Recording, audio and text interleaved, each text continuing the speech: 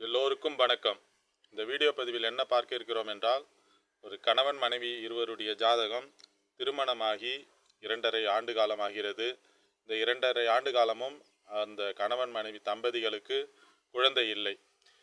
கரு தரிக்கிறது, ஆனால் கரு நிற்கவில்லை. அது எதன் அடிப்படையில், ஜாதகத்தில் எந்த கிரகங்கள் அடிப்படையில் இதன் பிரச்சனை நடக்கிறது என்பதை பற்றி இந்த ஜாதகத்தில் பார்ப்போம். இது ஒரு ஆண் ஜாதகம். இவர் கணவர். இவருடைய லக்கணம் தனுசு லக்கணம்.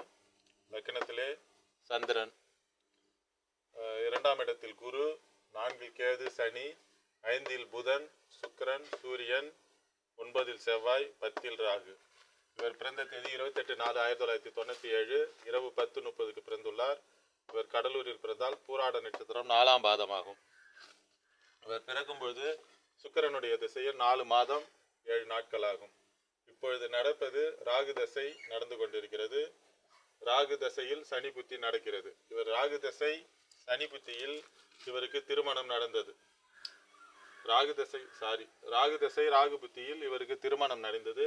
2, 3 அதிபதியினுடைய தொடர்பை பெற்ற ராகு திருமணத்தை கொடுத்தார்.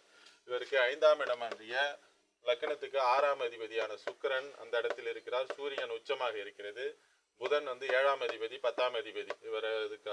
இவருக்கு கரு நிற்பதற்கு ஆண் ஜாதகத்தில் என்ன காரணம் என்றால், 6ஆம் அதிபதியான சுக்கிரன் 5ஆம் இடத்தில் இருப்பது தவறான ஒரு விஷயமாகும். அதனால் இவருக்கு குழந்தை அமைப்பு கொஞ்சம் தாமதமாக ஆகிறது.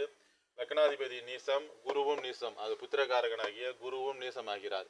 இதனால் இவருக்கு இந்த குழந்தை அமைப்பு கொஞ்சம் தாமதமாக ஆகிறது. இவர் பெண் ஜாதகம்.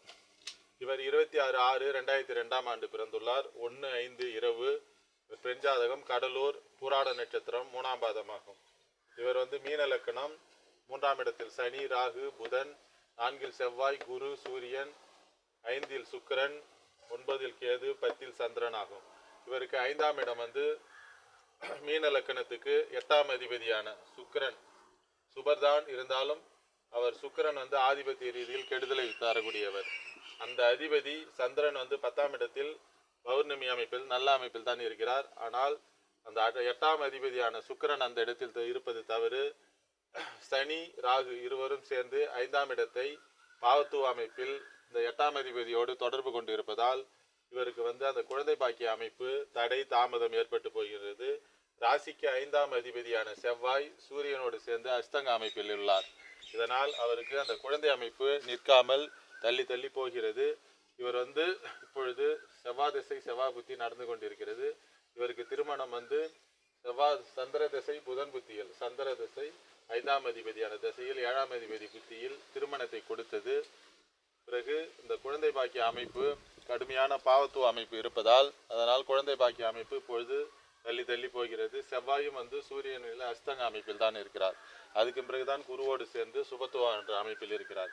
அதனால் 5ஆம் பாவகம் பலவீனமாக உள்ளதால் இவருக்கு அந்த கருத்தடை பிரச்சனை ஏற்பட்டு கொண்டே இருக்கிறது. குழந்தை இதுவரைக்கும் தங்கவில்லை. 2 ஆண்டு காலம் ஆகிறது.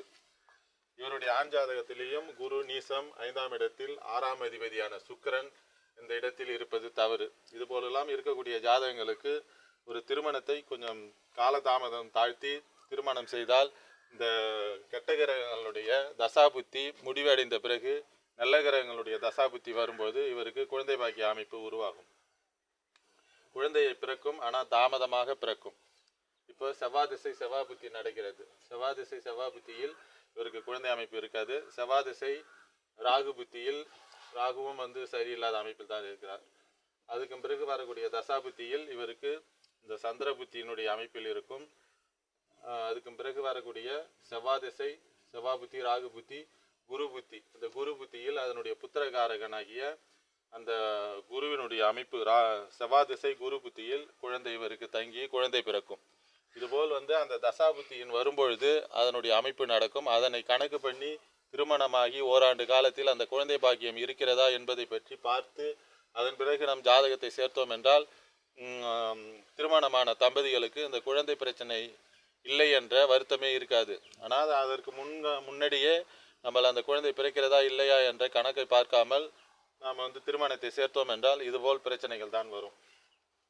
அதனால் அந்த திருமணமான பிறகு குழந்தை உடனே கிடைக்கும் அமைப்பில் இருக்கும்போது நம் ஜாதகத்தை சேர்த்தால் சிறப்பாக இருக்கும். மற்றொரு வீடியோ பதிவில் வேறொரு தகவலுடன் பார்ப்போம். எல்லோருக்கும் வணக்கம்.